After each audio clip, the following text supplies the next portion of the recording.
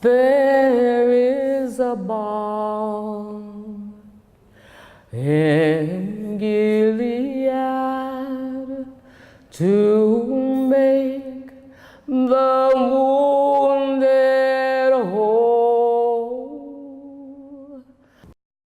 Moral injury is damage to a person from experiencing something that violates deeply held moral expectations. And moral expectations are something that, although ministers and theologians and philosophers have been interested in for a long, long time, it's kind of a new thing for healthcare professionals and other caregivers to consider. They're really, moral expectations are right at the very core of who we are as people and who we are as societies. It's what we build our lives on. It's what matters. It's what we value. It's what we love. It's our system of love. And we love the things that we look up to and work toward, are willing to serve, and in some cases die for. And I think there's good evidence that we are all hardwired from before birth to try to embody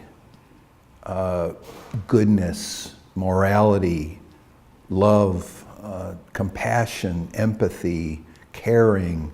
We all know that those are the right things. They give us joy. And if life were lived somewhere other than here on this very earthly planet, maybe we could pull that off for a lifetime. But of course nobody can. Of course life brings us to our knees over and over again because we can't always meet our own moral expectations, and others can't always meet our moral expectations. And then the challenge is, okay, now what? Now what? How do we make sense out of that? How do we regroup after that? How do we go on? And you know, a lot of moral injuries are just kind of little bruises, kind of twinges, you know, I did something or somebody did something to me, and you get angry about it for a while, and then you kind of shrug it off, and it's out, you know, it's just life.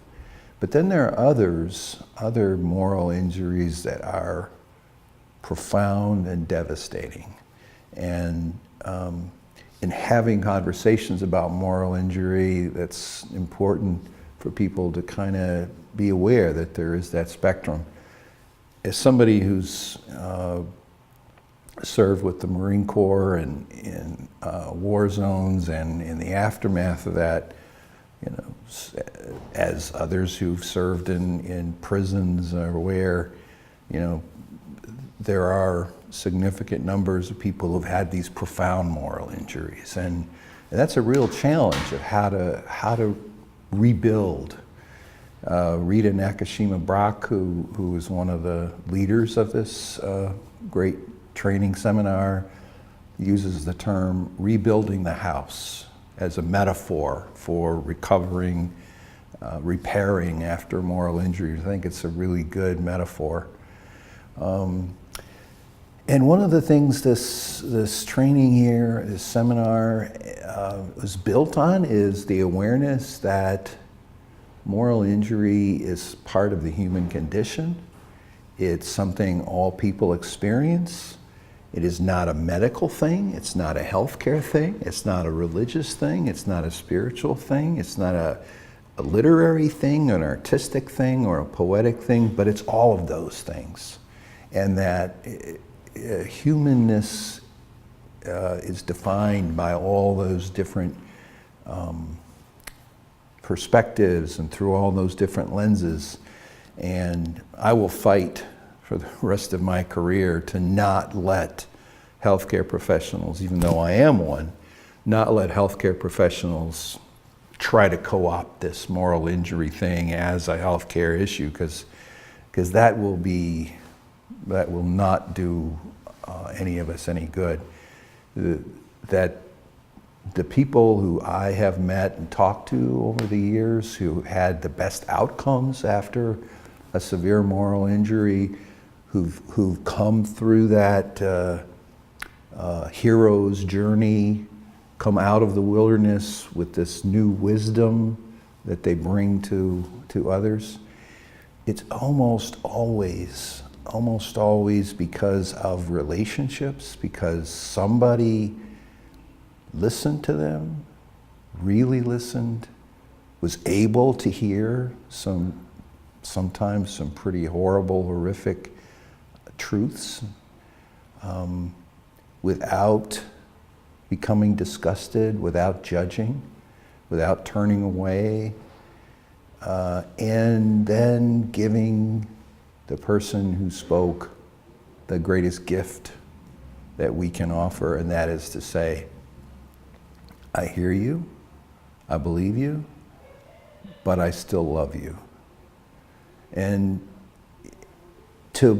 for the person to believe that, it can't really be a helping professional like me who's paid to come in and, give you 50 minutes of an hour, next. Sometimes people can suspend disbelief about genuine love and caring, and I believe I genuinely do love and care for the people I serve. But how much easier when there's already a relationship and they already know that this person they're talking to really does care about them. You don't need to have any special skill to provide this service.